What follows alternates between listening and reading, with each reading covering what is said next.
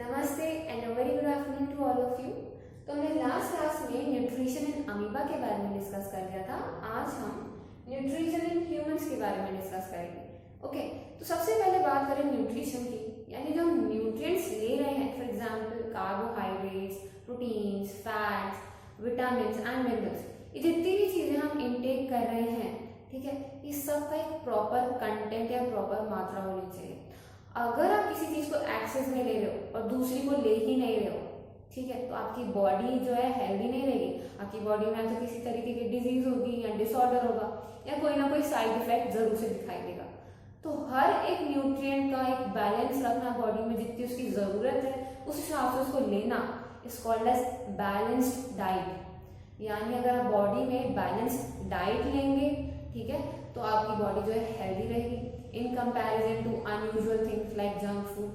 Okay, तो हम इस पूरे पार्ट में क्या डिस्कस करने वाले हैं कि जो बैलेंस डाइट है ये किस तरीके से डाइजेस्ट की जाएगी और अब्सॉर्ब की जाएगी, किसमें, ह्यूमन डाइजेस्टिव सिस्टम में। इसको हम और क्या बोलते हैं, एलिमेंट्री कैनाल या फिर गट। ओके, तो लेट्स स्टार्ट। जो सबसे पहला पार्ट है दैट इज माउथ। अभी जो माउथ है, ठीक है, माउथ में से आप क्या करोगे, सिंपली इनटेक करते हो फूड का, तो माउथ का फंक्शन क्या होगा, इनटेक ऑफ द फूड।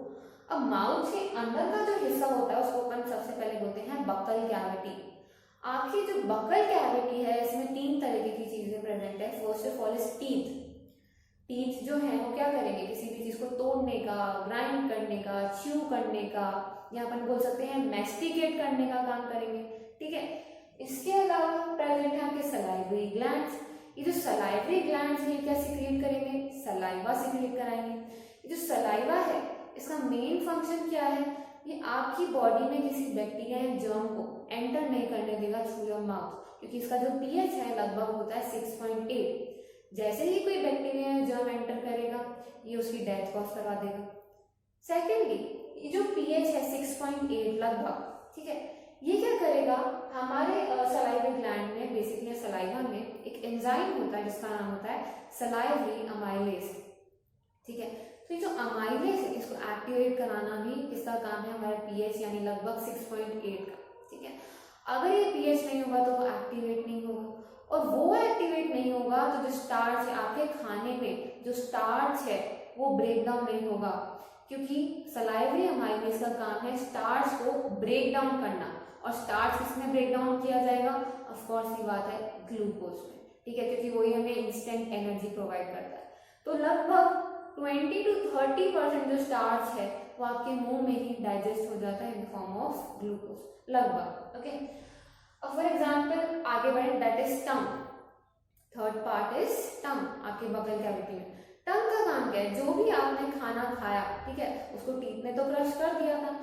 अब जो टंग है वो सलाइवा को आपके खाने के साथ मिक्सअप करवाएगी, इसको रोल अप करवाएगी और आगे बढ़वाएगी। तो जो खाना मिक्सअप हुआ और बॉल की फॉर्म में कन्वर्ट हुआ उसको हम बोलते हैं बोलस, ठीक है। तो टंग का काम क्या है, रोल अप करना या मिक्सअप करना और उस खाने को आगे बढ़ाना, ठीक है। तो ये तीनों पार्ट किसमें हो गए, आपके माउथ के अंदर। माउथ में क्या है, teeth, tongue and then is salivary glands. जो सलाइवरी ग्लैंड है ये तीन तरीके के हैं, ठीक है। Basically they are parotid glands, then sublingual glands and then submandibular glands. इसी तरीके से जो टीथ हैं वो भी हमारे चार तरीके के हैं, incisors, canines, premolars and then molars. Incisor जो रहते हैं जो बिल्कुल फ्रंट में है, ठीक है, इनका काम है ग्नोइंग, किसी चीज को कुतरना। देन जो आपके केनाइन्स हैं इनका काम है किसी चीज को टीयर करना, फाड़ना, ठीक है। जैसे फॉर एग्जाम्पल कार्निवोर्स जैसे लायन है, वो अपने जो भी मांस या फ्लैश है उसको किस तरीके से टीयर करता है, क्योंकि उसके केनाइन्स ज्यादा बेटर डेवलप होते हैं। जबकि जो इंसिजर है किसमें ज्यादा डेवलप होते हैं, रैबिट्स, स्क्विरल्स, जिनको कुतरना है चीजों को, चूहे, इन सब के अंदर। देन प्रीमोलर्स और मोलर्स, इनका काम है grinding, chewing and mastication. Okay, then हम आगे बढ़ते हैं। तो खाना यानी जो बोलस है, समझिए यहाँ तक पहुंच गया, ये बोलस यहाँ तक पहुंच गया। इसके आगे खाने को कुछ मूवमेंट्स के थ्रू बढ़ाया जाता है जिसको हम बोलते हैं पेरिस्टैल्टिक मूवमेंट्स। पेरिस्टैल्टिक मूवमेंट्स का सिंपल सा मीनिंग है, इस तरीके की वेव्स चलाई जाएंगी हमारी बॉडी में ताकि कंटिन्यूअसली कॉन्ट्रैक्ट एंड रिलैक्स होता है। यानी जो जितना भी आपका गट वाला पार्ट है अब वो कंटिन्यूसली कॉन्ट्रैक्ट एंड रिलैक्स करता रहेगा ताकि जो बोलस है वो कंटिन्यूसली यहाँ आगे बढ़ता चले। ठीक है, अब वो खाना कहाँ मूव कर रहा है, आपके ईसोफेगस में, जिसको हम और क्या बोलते हैं, आपका फूड पाइप। ठीक है, जो फूड पाइप है ईसोफेगस, इसके अलावा एक और पाइप होता है दैट इज विंड पाइप, लेकिन क्योंकि वो डाइजेस्टिव सिस्टम का पार्ट नहीं है तो हम उसको यहाँ नहीं रीड कर रहे हैं। Wind pipe that is trachea. अब जो ईसोफेगस है यहाँ से खाना आगे बढ़ रहा है, यहाँ पे कोई एंजाइम नहीं है तो यहाँ पे किसी तरीके का ना डाइजेशन होगा ना अब्जॉर्प्शन होगा। ठीक है, अब खाना आगे मूव कर रहा है, ये जो खाना आया आगे कहाँ एंटर करेगा, स्टमक की तरफ। अब स्टमक में 4 तरीके के पार्ट्स होते हैं। जो सबसे फोरमोस्ट पार्ट है यानी जहाँ पे बिल्कुल अभी खाने की एंट्री हुई है, यहाँ पे इस पार्ट को हम बोलते हैं कार्डियक पार्ट। ठीक है, फिर यहाँ पे प्रेजेंट रहता है आपका बॉडी, देन फंडस, और जो लास्ट पार्ट है उसको बोलते हैं पाइलोरस। ठीक है, ये थोड़ा सा एक्स्ट्रा नॉलेज है just for the sake of introduction, यानी एक थोड़ा सा आपको बता दिया जाए कि हाँ स्टमक में भी 4 पार्ट्स प्रेजेंट है, हालांकि आपके लेवल का नहीं है। तो 4 पार्ट्स है that is cardiac, body, fundus and pylorus. ये जो चारों पार्ट है इन टोटल मिला के स्टमक का काम क्या है, बेसिकली जो खाना आया उसका डाइजेशन करवाना। यानी अभी यहाँ पे सिर्फ स्टार्च, वो भी सिर्फ 30% डाइजेस्ट हुआ था। अब स्टमक में डाइजेशन होता है मोस्ट प्रोबेबली प्रोटीन्स का। ठीक है, प्रोटीन्स के लिए एक एंजाइम रहता है जिसको हम बोलते हैं पेप्सिन। ठीक है, ये जो पेप्सिन एंजाइम है इसको चाहिए एसिडिक पीएच, और वो एसिडिक पीएच प्रोवाइड कराने के लिए हमारे स्टमक में रहता है HCl यानी हाइड्रोक्लोरिक एसिड। अब बच्चों के दिमाग में क्वेश्चन क्या आता है कि हाइड्रोक्लोरिक एसिड है तो ये हमारे स्टमक को क्यों नहीं खा जाता, क्योंकि वो भी तो प्रोटीन और इन सारी लेयर्स का बना है। ठीक है, तो जो ये HCl है ऑफ कोर्स ये बात है प्रेजेंट है, लेकिन स्टमक की जो लाइनिंग्स है यानी जो अंदर की मेम्ब्रेन्स है यहाँ पे प्रेजेंट होता है म्यूकस, और म्यूकस क्या कर देता है, क्योंकि वो एल्कलाइन सा रहता है तो वो उस HCl को न्यूट्रल कर देता है, यानी हमारे स्टमक को एक तरीके से डाइजेस्ट नहीं होने देता है।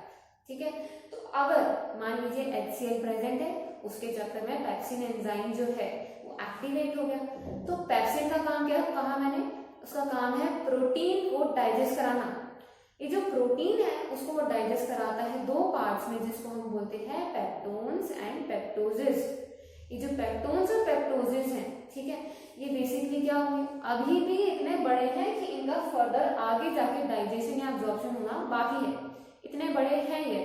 ठीक है, यानी स्टमक में क्या किया, प्रोटीन का थोड़ा बहुत डाइजेशन कराया, उसको छोटे पार्ट्स में तोड़ दिया, लेकिन अभी फर्दर उसका अब्जॉर्प्शन होना बाकी है। ठीक है, तो स्टमक का काम हो गया क्या, पेप्सिन रिलीज करना। वो चालू कैसे होगा या स्टार्ट कैसे होगा, HCl की प्रेजेंस में। HCl से बचाने के लिए स्टमक में और क्या प्रेजेंट था, दैट इज म्यूकस। ओके, तो ये हो गया आपका स्टमक। लेकिन स्टमक में, चलो मैंने आपको पेप्सिन तो बताया, लेकिन स्टमक में एक और एंजाइम रहता है, लेकिन वो ऑफ कोर्स ये बात है छोटे बच्चों में रहता है, दैट इज रेनिन। ठीक है, तो रेनिन का काम क्या होता है बच्चों के अंदर, फॉर एग्जाम्पल जो छोटे अभी न्यू बॉर्न बेबी हैं वो सिर्फ मिल्क लेते हैं, ठीक है, मदर्स मिल्क। अब वो मिल्क जो ले रहे हैं, हम नहीं चाहते कि उनकी बॉडी में से वो कंप्लीटली बहुत जल्दी से बॉडी से बाहर हो जाए। ठीक है, हम चाह रहे हैं कि उसके स्टमक में लगभग 2-3 आवर्स तो रहे, ताकि उसको कंटिन्यूसली बार बार भूख ना लगे। तो उसके लिए क्या होता है, जो रेनिन एंजाइम है वो प्रेजेंट है। रेनिन क्या करता है, जो मिल्क लिया गया है उसको वो कर्ड में कन्वर्ट करा देता है। कर्ड मतलब दही, यानी वो जो दूध अंदर गया अगर वो इजीली पास आउट हो जाता तो उस बच्चे के अंदर कुछ नहीं बचता, यानी उसको वापस भूख लगती। लेकिन ये रेनिन क्या करा देगा, अंदर दही यानी कडलिंग करवा देगा स्टमक के अंदर। ठीक है, ताकि वो धीरे धीरे डाइजेस्ट हो और लगभग 3-4 घंटे बाद ही जाके बच्चे को भूख लगे। ठीक है, अब ये हो गया स्टमक। आगे बढ़ते हैं, लेकिन आप देखिए स्टमक के आसपास कुछ ग्लैंड्स प्रेजेंट है, that is liver, gall bladder and then pancreas. तो ये जो लिवर है इसका काम है बाइल जूस बनाना। ये जो बाइल जूस है खाने में डाल दी जाएगी, जैसे क्या आएगा, अभी ये स्टमक वाला पार्ट आएगा, या मैं बोल सकती हूँ सॉरी स्मॉल इंटेस्टाइन वाला पार्ट आएगा। ठीक है, अब ये जो लिवर है ये क्या करेगा, बाइल जूस सिक्रीट करेगा। बाइल जूस के अंदर क्या रहते हैं, बाइल सॉल्ट्स होते हैं बहुत सारे तरीके के। ये जो सॉल्ट्स हैं ये आपके खाने को एक तरीके से डाइजेस्ट करवाने में जल्दी मदद करते हैं, क्योंकि इनके पास कोएंजाइम्स है काफी तरीके के या एक्टिवेटर्स हैं। तो ये सॉल्ट्स क्या करेंगे, खाने का डाइजेशन करवाएंगे एट लास्ट। इसके अलावा बाइल जूस में कुछ पिगमेंट्स होते हैं जिनको हम बोलते हैं बिलीरुबिन एंड बिलीवर्डिन। तो ये जो रहते हैं ये आपके फीसेस, ठीक है, आपके फीसेस को एक येलोइश ग्रीन कलर प्रोवाइड कराते हैं। इन पिगमेंट्स का ये काम है। तो अगर आपको याद हो तो जॉन्डिस जो रहता है, जॉन्डिस में इंसान जो है पूरा एक तरीके से येलो कलर का हो जाता है, क्योंकि उसका हर एक पार्ट जो है, चाहे हाथ हो चाहे आईज हो, ठीक है, सारे पार्ट येलो हो जाते हैं। हम बोलते हैं ना पीलिया हो गया, ठीक है। उसमें क्या होता है, जो लिवर है ये एक्सेस मात्रा में बाइल जूस सिक्रीट करा रहा है या सिंथेसाइज करवा रहा है, जो आपके फीसेस में भी जा ही रहे हैं ऑफकोर्स, लेकिन आपके अलग अलग पार्ट्स में वो पिगमेंट का स्टोरेज होना स्टार्ट हो जाता है। इसलिए आपके हर एक बॉडी पार्ट जो है येलो कलर का दिखाई देने लगता है, ठीक है। फिर हम आगे बढ़ते हैं। लिवर हो गया, उसने बाइल जूस दे दिया, इसे बनाया, ठीक है, लेकिन जो गॉल ब्लैडर है उसको थोड़ी देर के लिए स्टोर करेगा। यानी समझिए इसने जो चीज बनाई दी किसको, गॉल ब्लैडर को। अब गॉल ब्लैडर जो है ये प्रोवाइड कराएगा स्मॉल इंटेस्टाइन को ये बाइल जूस, यानी इसका काम बीच में रहने का है। इसका काम है लिवर से लेके ड्यूोडेनम पे या स्मॉल इंटेस्टाइन पे बाइल जूस को प्रोवाइड कराना। तो इसका काम क्या होगा, temporary storage of bile juice, ठीक है। अब आगे बढ़ते हैं, दैट इज पेनक्रियास। ये जो पेनक्रियास है ये लीफ लाइक स्ट्रक्चर आपको दिखाई दे रहा है स्टमक के लेफ्ट साइड में, ठीक है। इसका काम रहता है पेनक्रियाटिक जूस सिक्रीट करना, ठीक है। सो पेनक्रियाटिक जूस है, इसके पास भी कुछ खास चीजें होंगी। ये जो पेनक्रियाटिक जूस है ये क्या करता है, ये आपकी बॉडी में एक तरीके से अलग अलग तरीके एंजाइम्स सिक्रीट कर रहा है, जैसे कि ट्रिप्सिन, लाइपेज, काइमोट्रिप्सिन एक्सेट्रा, ठीक है। तो इन सबका काम क्या है, जो भी चीजें स्मॉल इंटेस्टाइन में जाएंगी ये उनके साथ जा रहा है। तो अब ये लास्ट अब्जॉर्प्शन यानी उन चीजों को और छोटा ब्रेकडाउन करा के फाइनली अब्जॉर्ब कराने में मदद करेगा, ठीक है। तो अब आ जाएगा पेनक्रियाटिक जूस स्मॉल इंटेस्टाइन में, ठीक है। और इन तीनों में या अपन पूरी बॉडी की भी बात करें तो जो सबसे बड़ा ग्लैंड है दैट इज लिवर। अगर पूछ लिया जाए कभी कि हमारी बॉडी का सबसे बड़ा ग्लैंड कौन सा है, दैट इज लिवर। ये हो गया आपका pancreas, liver and gall bladder. अब स्टमक में जो खाना था वो डाइजेस्ट हो गया, प्रोटीन वाला पार्ट हो गया, स्टार्च वाला पार्ट हो गया कुछ हद तक। अब जितना भी खाना जो बच गया, जो अभी डाइजेस्ट या अब्जॉर्ब नहीं हुआ, वो जाएगा स्मॉल इंटेस्टाइन के पास। ये जो स्मॉल इंटेस्टाइन है, ठीक है, इसमें क्या रहता है, ये बेसिकली जितनी भी चीजें बची हैं उसको सबसे स्मॉलेस्ट पार्टिकल में फाइनली अब्जॉर्ब कराने का काम करेंगी। जो स्मॉल इंटेस्टाइन है हाईली कॉइल्ड स्ट्रक्चर है और स्मॉल इंटेस्टाइन के 3 पार्ट्स होते हैं। First one is duodenum, then is jejunum and then last one is ileum. तो जो डियोडेनम वाला पार्ट है वो बिल्कुल फर्स्ट पार्ट है, जहाँ स्टमक अभी खुलेगा, सबसे शुरुआती वाला हिस्सा, उसको हम बोल रहे हैं डियोडेनम।